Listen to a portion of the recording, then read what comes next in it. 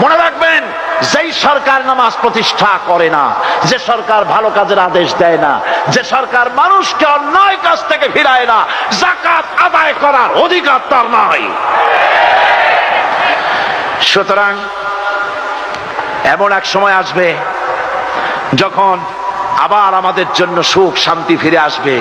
সেজন্য কোরআনের কাছে আসতে হবে। কার কাছে? এই কোরআন হলো সেই কোরআন। আমার নবী বলেছেন, মান ক্বালা বিহি সাদাকা। এই পল্টন ময়দানে উপস্থিত লক্ষ লক্ষ জনতার উদ্দেশ্যে রাসূলের হাদিস শোনাই, প্রাণ খুলে কান খুলে শুনুন। আমার নবী বলেন, কোরআন দিয়ে যারা কথা বলে ওরাই সত্য কথা বলে। সুবহানাল্লাহ।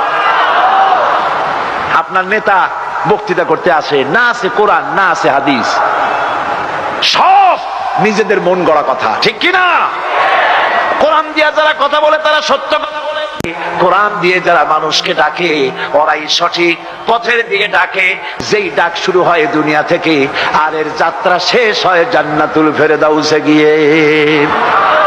আখরাজাহু তিরমিজি, তিরমিজি শরীফের হাদিস এটি। সুতরাং ইন্নাদ-দীন ইনদাল্লাহিল ইসলাম।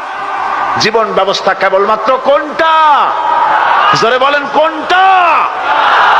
এই ইসলামের আইনের সামনে মাথা নত করে দিতে হবে।